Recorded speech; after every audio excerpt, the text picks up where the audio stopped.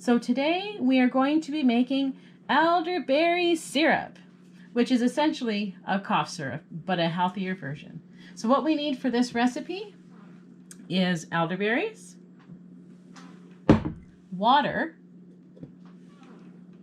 honey, and ginger. That's all we need for this. So I'm going to bring you through it. First off, I'll show you, I don't know if you know what elderberries are, but it is a fruit. It's a type of berry. People do grow them in their gardens. I haven't done that yet. I have a neighbor who has and hasn't had much success with it, but maybe it's something to try. I do grow currants, black currants that are similar in properties as the elderberries. But I haven't tried them with this, but I do have this. I bought it in bulk, so I have plenty here to use. So we're going to use that today. So to start off, we need 2/3 cup of black elderberries.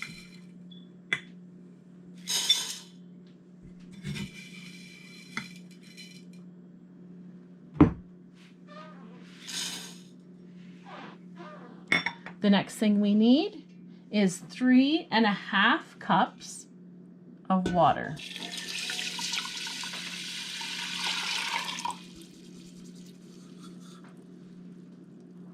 And the next thing we need is our ginger.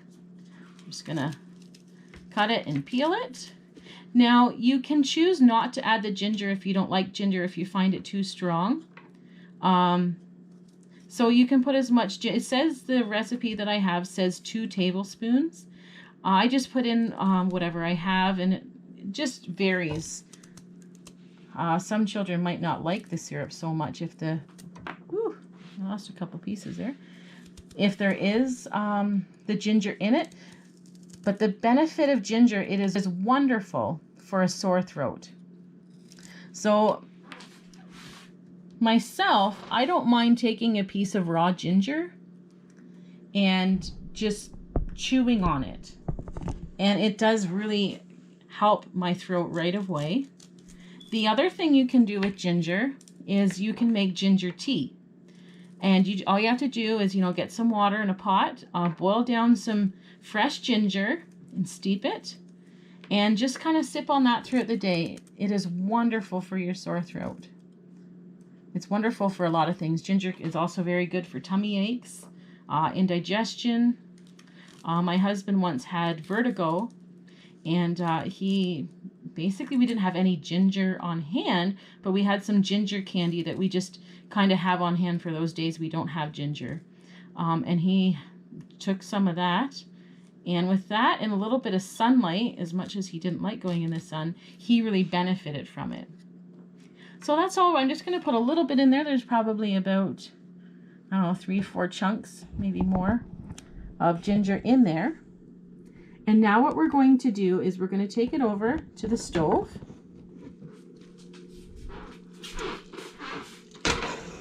And we are going to boil it. And it's that easy. So it only needs to be about 30 to 45 minutes to boil down the water, the elderberries, and the ginger.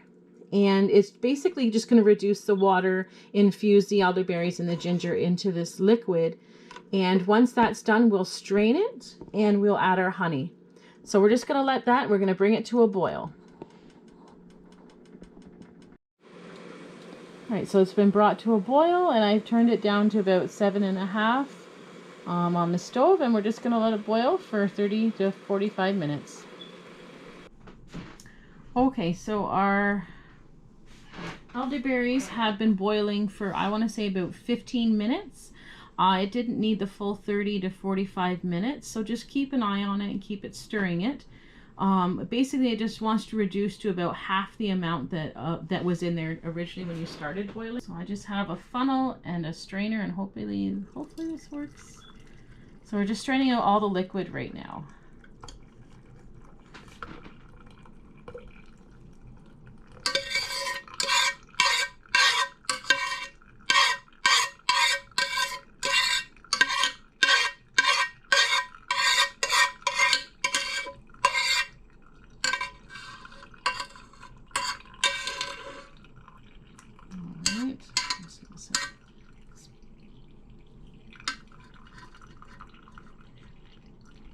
still quite hot. Just gonna put that back on the stove for a moment. And when you're working with elderberries, they do stain. So just make sure you're not wearing white.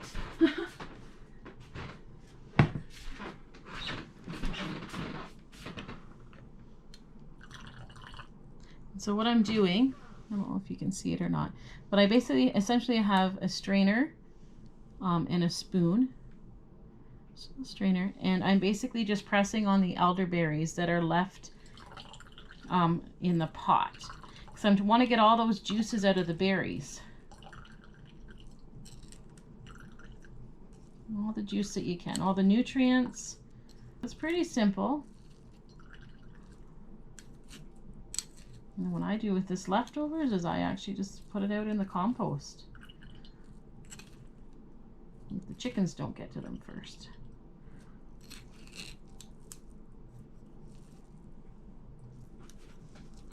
All right.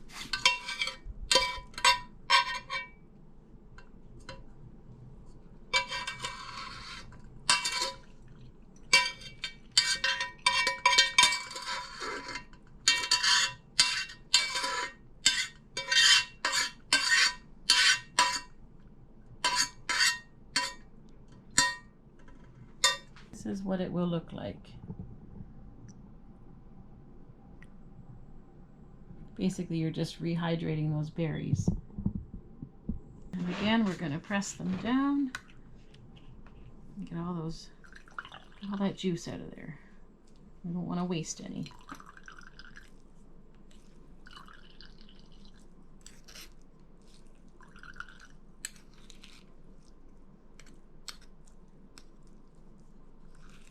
So I hope you're enjoying these natural remedies, these simple things that we can do at home. And I'm hoping to have a lot more out. There's things that we can do with activated charcoal. I don't know if you've ever heard of that. There's lots of things you can do with cayenne pepper.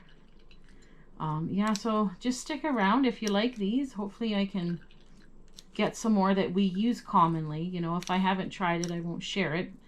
But if I found them to be beneficial, I definitely will be sharing what we do.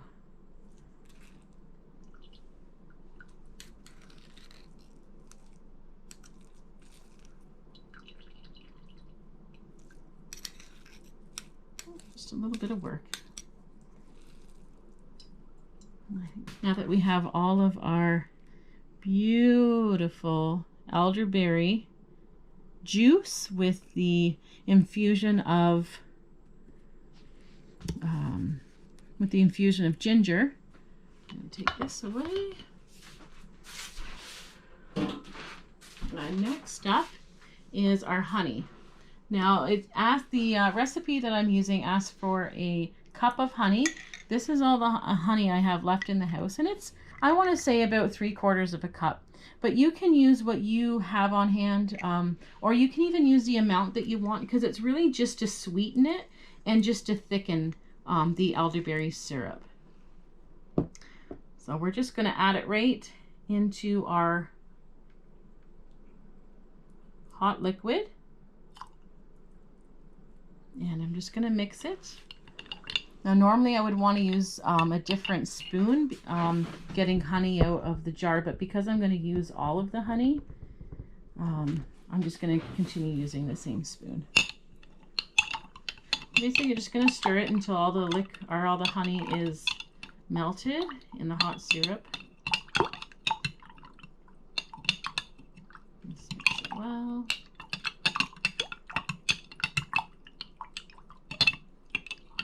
I don't feel any more honey in there. I'm going to continue to add the rest of this honey.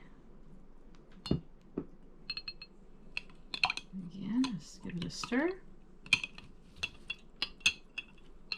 These are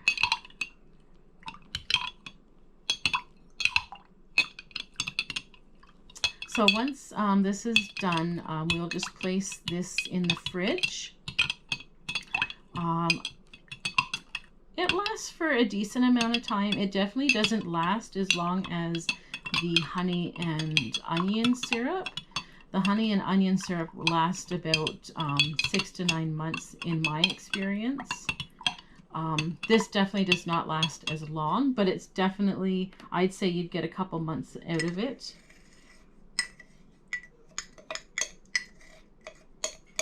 In your fridge. And that's pretty much all of that honey I'm going to get out of there. And so what you'll want to do with this, it's great for children. So this is definitely something safe for children and adults alike. You would give them about a tablespoon, a teaspoon to a tablespoon, your own preference, every 2 to 3 hours. And again, this is just a cough syrup replacement. Okay, so now that it's all stirred and mixed in, you can still see that it is pretty liquidy. Once it sits in the fridge for a while, it will thicken up a little bit, not a lot. But I just got the lid on, and basically I'm just going to put it in the fridge. And she'll be able to have, any of us actually will be able to have, I'd take a tablespoon at a time. And that's your homemade elderberry cough syrup. Super healthy, super nutritious, lots of antioxidants in that. So anyways, I hope you enjoyed this video. And if you want to see more natural remedies, just check out our playlist. Don't forget to share and subscribe, and comment below if you've tried it and liked it, or if you have a different recipe that you use as well.